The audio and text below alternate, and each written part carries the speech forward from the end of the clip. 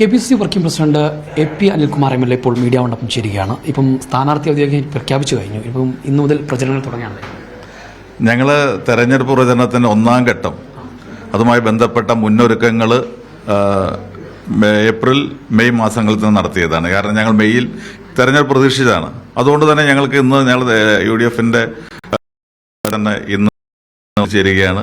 ആ പ്രവർത്തനങ്ങൾ മുന്നൊരുക്കത്തിന്റെ എല്ലാം ചെയ്തു വെച്ച് കഴിഞ്ഞാണ് അതിന് ഇന്ന് വീണ്ടും അത് ഏറ്റവും സജീവമായ പ്രവർത്തനങ്ങൾക്ക് ഇന്ന് തുടക്കം കുറിക്കുകയാണ്. ഈ സ്ഥാനാർത്ഥി പ്രഖ്യാപനം വന്നതിന് ശേഷം PV അൻവർ ചില അസംതൃപ്തിയൊക്കെ പ്രകടിപ്പിച്ചിരുന്നു. അതെങ്ങനെയാണ് നോക്കിയാണ് അൻവറിനെ ചേർത്ത് നിർത്തി മുന്നോട്ട് പോകുന്നത്?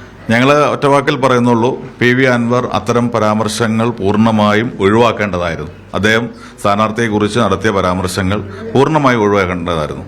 പിന്നെ അദ്ദേഹം ഞങ്ങളോടൊപ്പം ഉണ്ട് എന്നാണ് അദ്ദേഹം പ്രഖ്യാപിച്ചിട്ടുള്ളത്. അപ്പോൾ ഞങ്ങളോടൊപ്പം നിൽക്കുന്ന എല്ലാവരും ചേർത്ത് പിടിക്കുക എന്നുള്ളതാണ് ഞങ്ങളുടെ ഒരു സമീപനം. ഈ അൻവർ ഒറ്റയ്ക്ക് മത്സരിക്കുമെന്നുള്ള ചില സൂചനകളൊക്കെ പറയുന്നുണ്ടായിരുന്നു. അത് ഏതെങ്കിലും തരത്തിൽ ബാധിക്കും? എനിക്ക് തോന്നുന്നില്ല. കാരണം അദ്ദേഹം പറഞ്ഞുകൊണ്ടിരിക്കുന്ന അല്ലെങ്കിൽ അദ്ദേഹം രാജിവെച്ചത് തന്നെ പിണറായിക്കെതിരെയുള്ള ഒരു പോരാട്ടത്തിന്റെ ഭാഗമാണ്. അപ്പോൾ പിണറായിക്കെതിരെയുള്ള പോരാട്ടത്തെ ദുർബലപ്പെടുത്തുന്നൊന്നും അദ്ദേഹത്തിന്റെ ഭാഗത്തുനിന്നുണ്ടാകും എന്ന് ഞാൻ പ്രതീക്ഷിക്കുന്നില്ല. UDFന്റെ ഭാഗത്ത് ചർച്ചകൾ നടക്കുന്നുണ്ടോ അദ്ദേഹവുമായിട്ട്, അദ്ദേഹത്തെ ചേർത്ത് നിർത്തുന്നതിന് വേണ്ടിയിട്ട്? അല്ല, ഞങ്ങൾ അത്തരം കാര്യങ്ങളിലേക്കൊന്നും പോകുന്നില്ല. കാരണം ഇന്നലൊക്കെ തെരഞ്ഞെടുപ്പ് പ്രഖ്യാപനവുമായി ബന്ധപ്പെട്ട കാര്യങ്ങളായിരുന്നു. പിന്നെ അദ്ദേഹം നിരുപാധിക പിന്തുണ നൽകിയതാണ്. പക്ഷേ അദ്ദേഹവുമായിട്ടുള്ള അദ്ദേഹം എല്ലാവരും UDF നേതാക്കളൊക്കെ അദ്ദേഹം കാണുന്നുണ്ട്. അപ്പോൾ ആ രീതിയിൽ അദ്ദേഹവുമായി ഇനിയും ബന്ധപ്പെടും. അദ്ദേഹത്തിന് പിന്തുണ ഞങ്ങൾക്കുണ്ടാവും എന്ന് പ്രതീക്ഷിക്കുകയാണ്.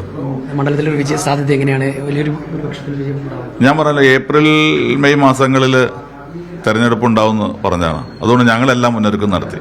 ഏപ്രിൽ കഴിഞ്ഞു, മെയ് കഴിഞ്ഞുകൊണ്ടിരിക്കുന്നു, ജൂണിലാണ് തെരഞ്ഞെടുപ്പ് വരുന്നത്. ഇതുവരെ LDFന് ചിഹ്നത്തിലാണോ മത്സരിക്കേണ്ടത് അതല്ല സ്വതന്ത്രനാണോ മത്സരിക്കേണ്ടത് എന്ന് പോലും തീരുമാനിക്കാൻ കഴിഞ്ഞിട്ടില്ല.